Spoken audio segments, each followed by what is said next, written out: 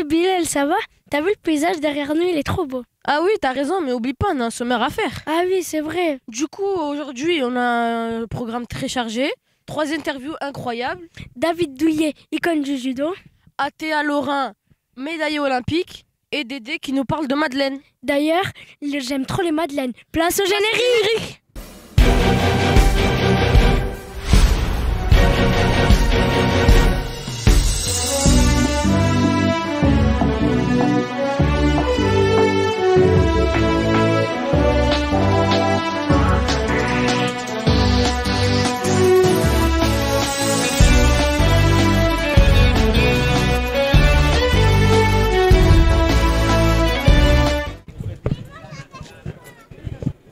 Ah ouais, t'es pas ouf en judo. Ouais, je sais, mais je vais aller demander à David Douillet. Bonjour, vous allez bien? Ça va et vous? Ça va, merci. Que représente pour vous le Tour de France Femmes aujourd'hui?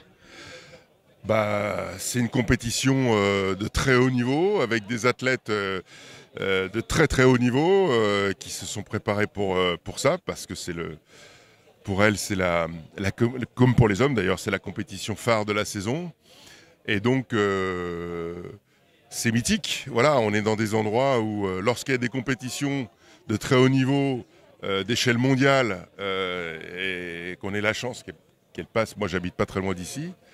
On se doit d'être là, surtout que moi, je suis toujours très touché, très ému de voir des compétitrices ou des compétiteurs œuvrer.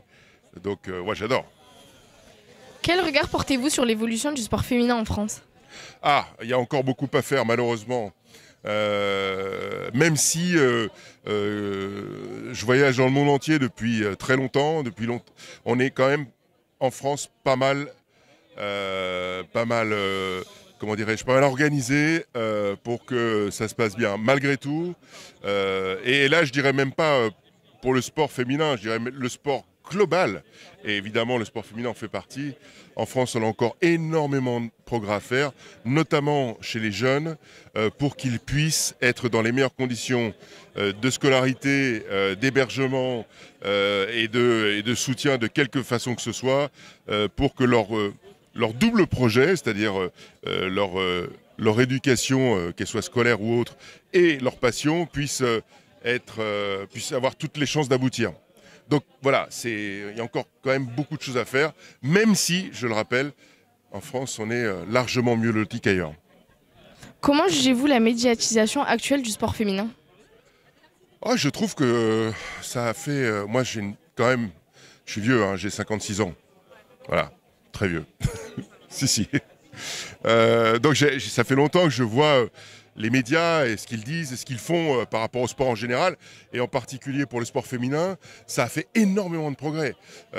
Aujourd'hui, quand je regarde ce qui se passe dans le monde du foot, ce qui se passe dans le monde du tennis, dans le monde du golf, même dans le monde du judo.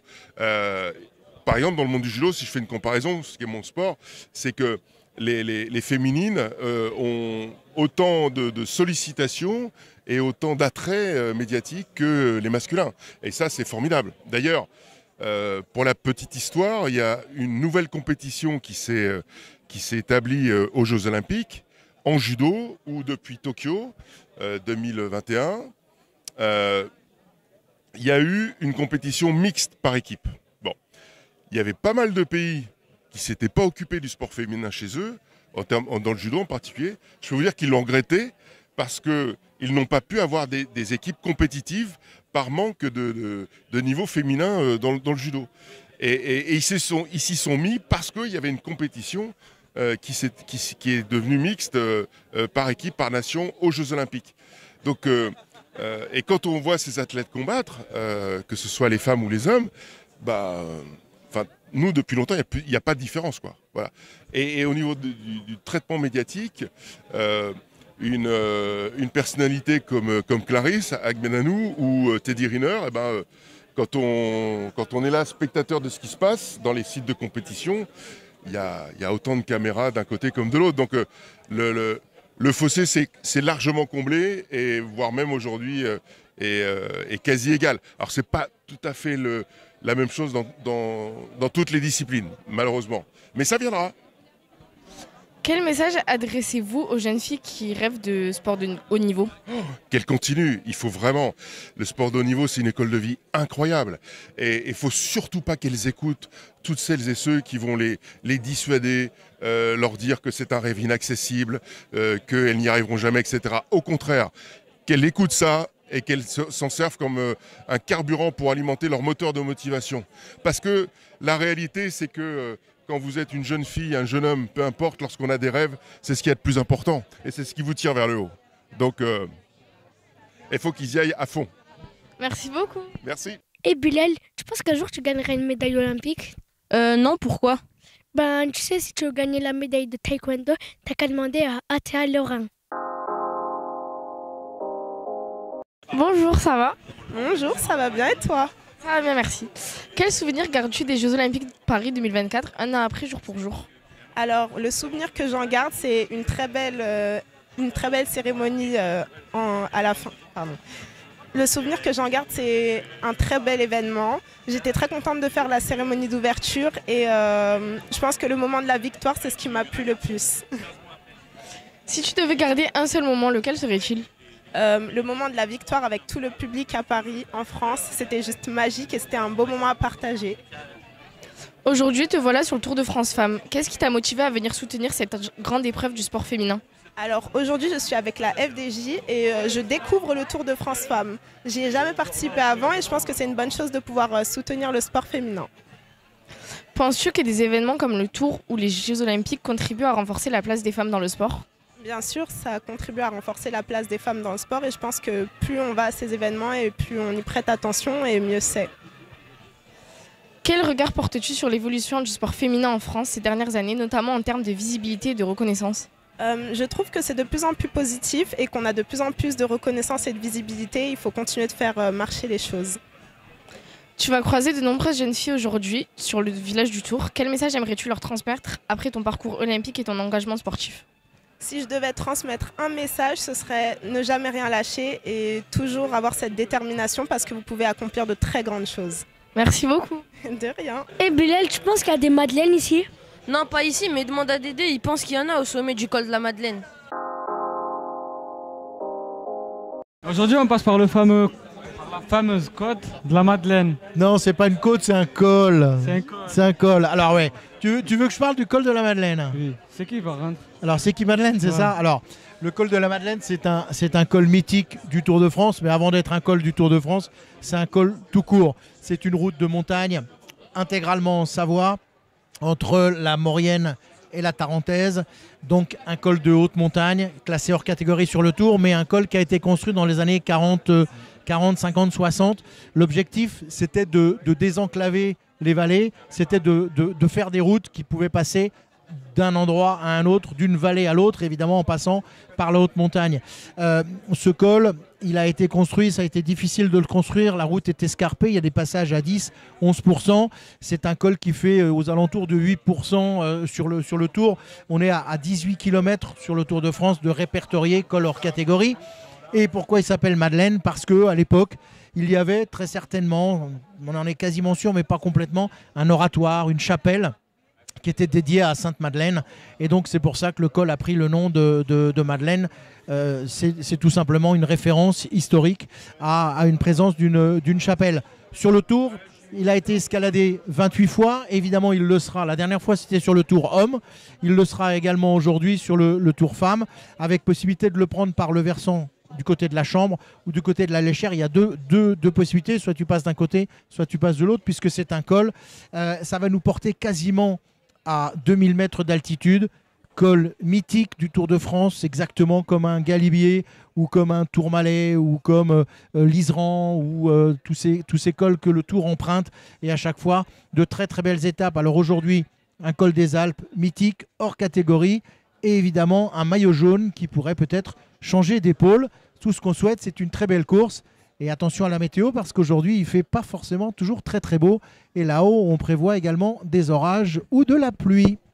Bon, ben encore une fois, merci pour l'information. Eh ben, merci à vous et à demain. À demain. Et t'as vu comment il pleut à Chambéry? Oui, mais ça ne nous empêchera pas de faire des belles images du jour. Ouais.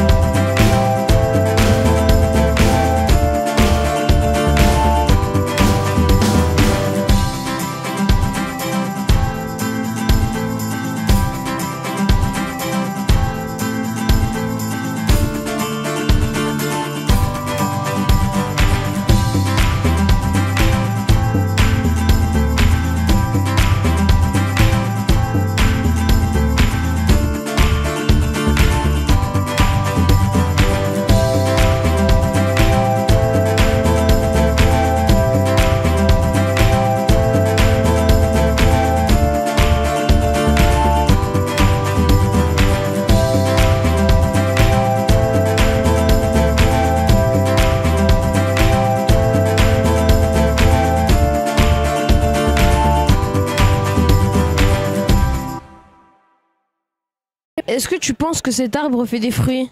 Je sais pas, mais pourquoi? Parce que s'il en fait et qu'il m'en donne, on peut faire une tarte Champsor. Chef, aujourd'hui on prépare quoi? Une spécialité du Champsor. Une tarte rustique à la confiture de framboise, parfaite pour l'effort de dingue d'une étape de montagne. Comme la 7e étape du Tour de France féminin cette année. Bourg-en-Bresse-Chambéry, ça va grimper. Exactement, et pour bien démarrer, il faut de bonnes bases. On commence par la pâte.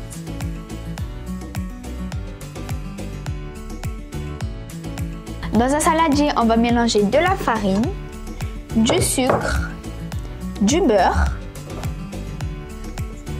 du sel. Comme ça?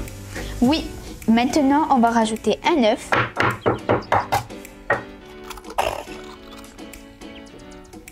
Et un peu d'eau.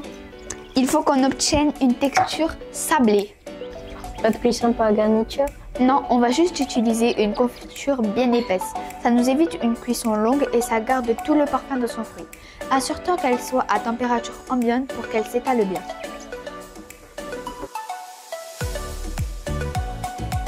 Une bonne confiture, c'est comme une belle mantille. Ça doit être fluide mais intense. Chambéry, c'est pareil. Une arrivée technique avec plusieurs codes. Tout à fait, une bonne tarte demande aussi de l'endurance. Sortie du frigo, on coupe notre pâte en deux. On les tire? Oui, étire-la finement.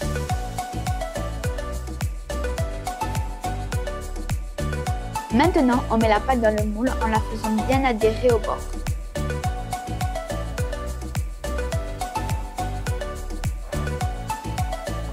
Parfait. Maintenant, on étale la confiture sur toute la surface.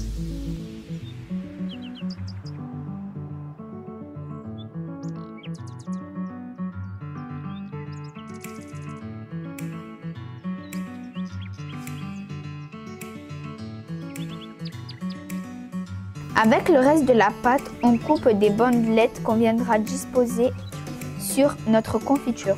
Ça donne un beau mousse, comme un sort de filet. On dispose nos morceaux de pâte soigneusement comme un tissage.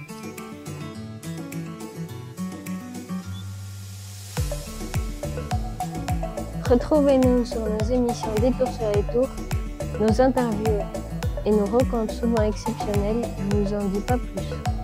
Résumé de cette 7e étape entre Bourg-en-Bresse et Chambéry du Tour de France Femmes avec Zwift, notre journée en photo sur nos différents réseaux sociaux et nos émissions à découvrir sur TV Pitchoun. Bon, on se retrouve demain. On va goûter notre tarte. Oui, on se retrouve demain pour la 8e étape du Tour de France. À demain.